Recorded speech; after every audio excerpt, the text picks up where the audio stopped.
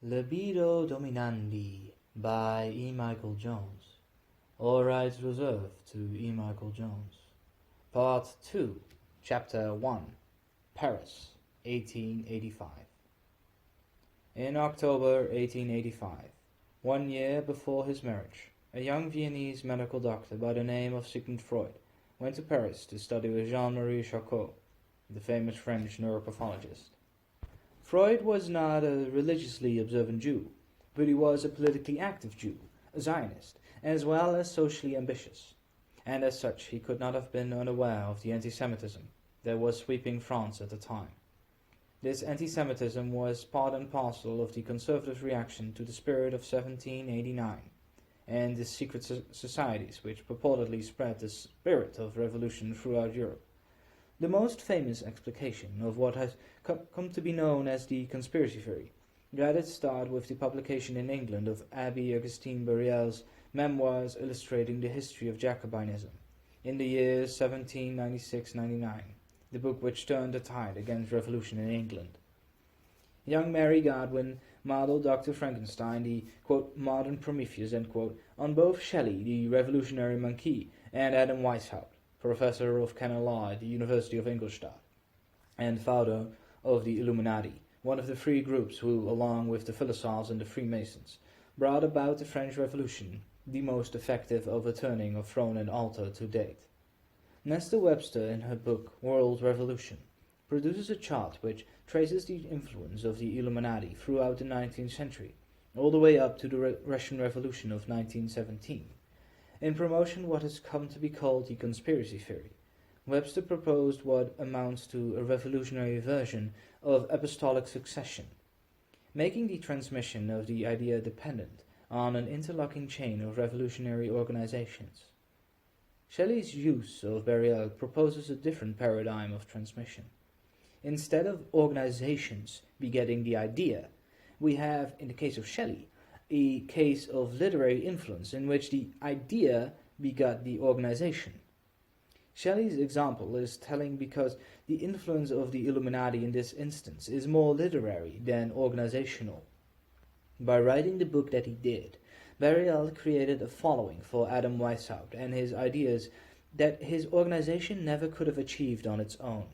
Quote, Illuminist ideas, end quote, James Billington writes, quote, influence revolutionaries not just through left-wing proponents, but also through right-wing opponents. As the fear of the right became the fascination of the left, Illuminism gained a paradoxical posthumous influence far greater than it had exercised as a living movement. End quote.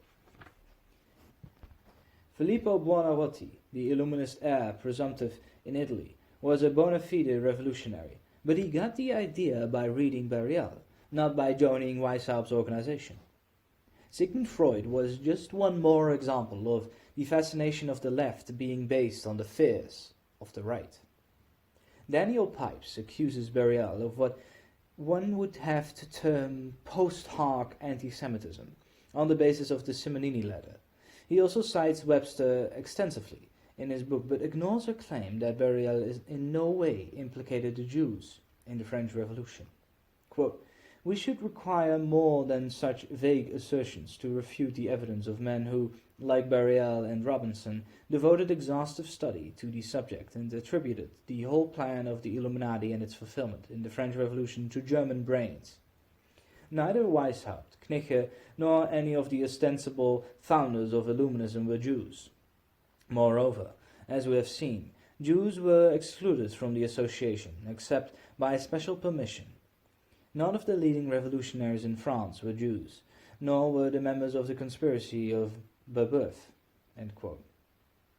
Bariel's memoirs may have been the source of the conspiracy theory, but his followers modified his thinking at will, and one of the major modifications which took place during the course of the 19th century was the conflation of Illuminatus, Freemason, and Jew. Throughout the course of the 19th century, the conflation continued. Beiberstein cites the Simonini letter in his history of the conspiracy theory, but claims that the major impulse for the conflation of Jew and conspirator happened thanks to Napoleon, when in 1806 He called a meeting of Jewish notables in Europe and gave that assembly the name of the Sanhedrin. In addition to giving credence to the belief that Napoleon was the Antichrist, this gesture also gave the impression that the secret Jewish regime was already in existence, and that its loyalties were firmly within the revolutionary camp. France was a hotbed of anti-Masonic thought throughout the period of reaction to revolution in the 19th century. As a result of the conflation of Jew and Freemason, anti-Semitism became part of anti-revolutionary thought. Since Jews were connected in the reactionary mind with secret societies like the Freemasons, as the major proponents of the revolution of 1789, the rise of counter-revolution meant the rise of anti-Semitism. The drumbeat which continued in the wake of Bariel's book, even though it contradicted Bariel, reached a crescendo around the time Freud arrived in Paris to study with Charcot. The conflation of Jew, Freemason, revolutionary was given considerable impetus with the publication of Roger Guéhenno de Mousseau's book Le Juif, le Judaïsme et la judéation des peuples chrétiens in 1869. Guéhenno de Mousseau took as the epigraph of his book a quote from Disraeli's Coningsby. Quote, "So you see, my dear Coningsby, that the world is governed by very different personages to what is imagined by those who are not behind the scenes." End quote. Guéhenno de Mousseau hints that Freemasonry and secret societies of this sort have as their purpose the destruction of Christendom and the erection in its place of a worldwide Jewish regime. 5 years later, from 1874 until 1876, the Reverend Nicholas Deschamps, S.J., published his Les Sociétés Secrètes ou la Philosophie de l'Histoire Contemporaine, in which he mentions Bariel's memoirs explicitly. By 1881, Deschamps' book was in its 4th edition. In July 1878, the Paris review Le Contemporain Revue Catholique published Father Grivel's reminiscence on Bariel, further increasing his stature among the counter-revolutionaries. In 1881, Abbé Chabouty published his book Les Francs Maçons et les Juifs, in which he wrote that a Judeo-Masonic conspiracy was then at work preparing the way for a Jewish Antichrist who was going to bring into being Jewish hegemony throughout the world. 3 years later, which is to say 1 year before Freud arrived in Paris, Edouard Drumont stated in his pamphlet La France Juive, Essai d'Histoire Contemporaine, that the Jews were exploiting the revolution for their own purposes, that Adam Weishaupt was a Jew, explanation, point, and that Freemasonry was just a front for Jewish influence. In 1893, the Most Reverend Leon Morin, Archbishop of Port Louis on Mauritius, published a pamphlet entitled La Franc-Maçonnerie, Synagogue de Satan, in which he mentions Bariel's explicitly, as well as the Jewish Christian Lodge in Frankfurt. Quote,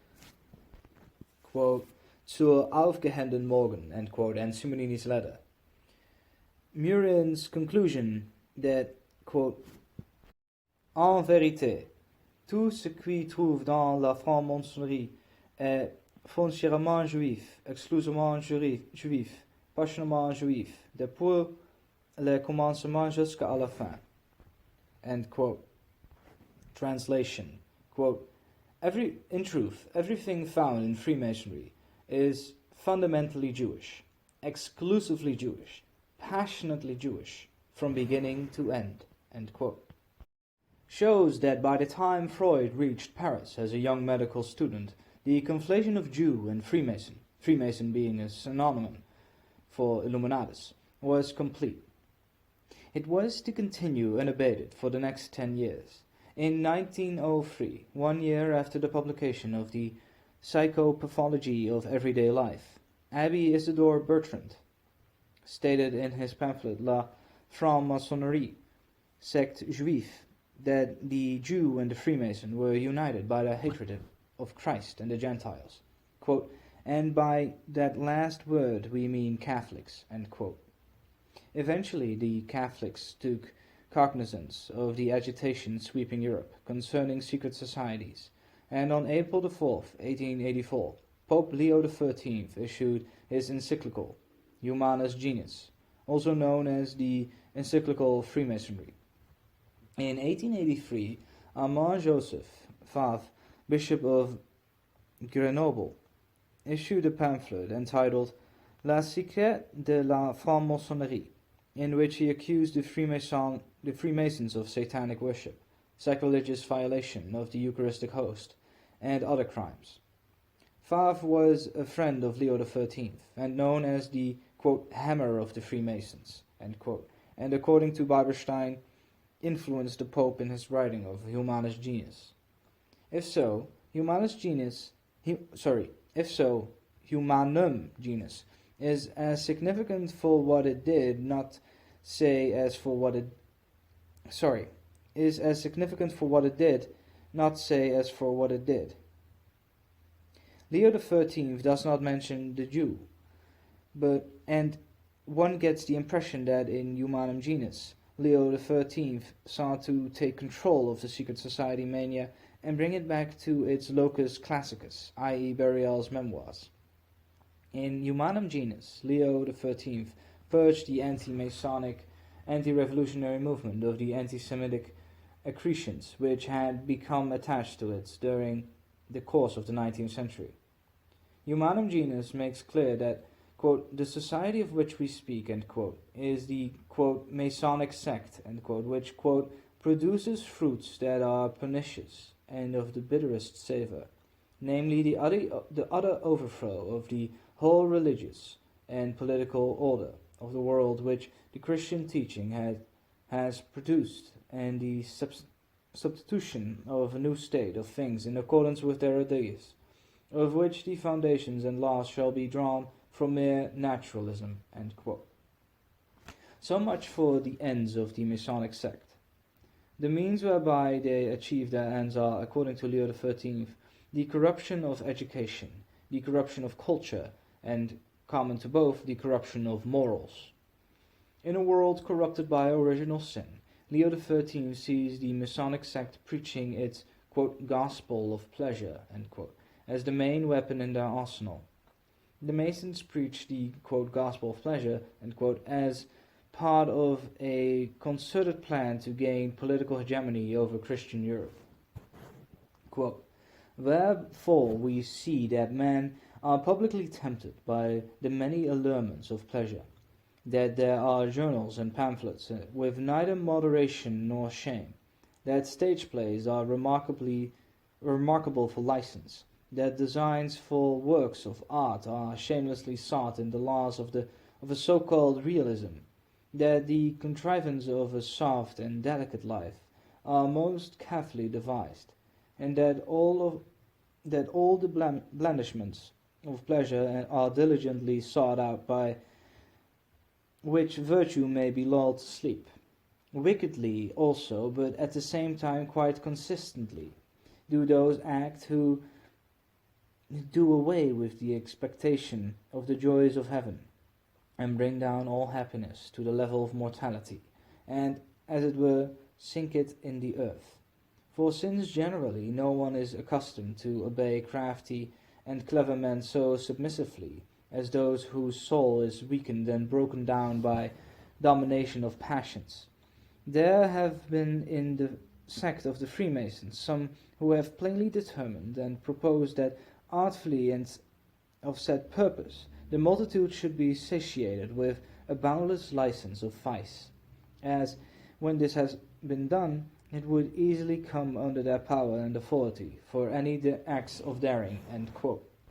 Sexual liberation, to use a latter term for what Leo XIII calls the, quote, domination of the passions, end quote, is a form of political control. In this, Leo XIII is consistent with Burial's reading of Illuminism, which was, according to Adam Weishaupt's plan, a form of ruling people without their knowing it by secretly manipulating their passions. Leo XIII mentions neither Burial nor Illuminism, but his encyclical is beholden to the former for his explication of the strategy of the latter-day Illuminists. In explaining the destructive effect of uncontrolled passion on the soul, Leo XIII has recourse to classical psychology, which is to say, the classical explanation of the relationship between passion and rational control. Weakened by original sin, and therefore more disposed to vice than virtue, man must reconcile himself to a life of constant vigilance and strenuous moral effort. Quote, "For a virtuous life it is absolutely necessary to restrain the disorderly movements of the soul, and to make the passions obedient to reason. In this conflict the human things must very often be despised, and the greatest labors and hardships must be undergone, in order that reason may always hold its sway. But the naturalists and Freemasons have no faith in those things which we have learned by the revelation of God, deny that our first parents sinned, and consequently think that free will is not at all weakened and inclined to evil. On the contrary, exaggerating rather our natural virtue and excellence, and placing therein alone the principle and rule of justice, they cannot even imagine that there is any need at all of a constant struggle and a perfect steadfastness to overcome the violence and rule of our passions." End quote. We have here an expression of the psychology which is the diametrical opposite of the one which Freud would choose 15 years later as the epigraph for the interpretation of dreams. Quote, "Flecter si niquio superos acheronta movebo." End quote. "If I cannot bend the higher powers, I will move the infernal regions." Leo XIII, as the supreme representative of the higher powers, was proving particularly immobile, as was the Austro-Hungarian Empire at the time of the writing of Freud's first two books, and so Freud conceived of a, quote, "revolutionary," end quote, psychology, according to which the passions would at first subvert and finally overwhelm rational control. Once again, as in revolutionary France, repression and not sinful passion became the enemy.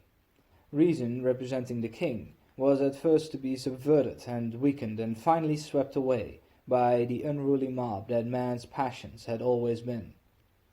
That Freud was consciously part of the revolutionary tradition is also indicated by the Acheronta movebo quote. Peter Swales claims that Freud got it from Ferdinand Lassalle, another Jew and revolutionary. As Freud's use of the quote as the epigraph in his first book indicates, psychoanalysis was a covert reaffirmation of the revolutionary tradition, which was now reawakening as the alliance which defeated Napoleon and restored order to Europe in the aftermath of the 20-some years of revolution started to unravel. End of Part 2, Chapter 1, Libido Dominandi, by E. Michael Jones.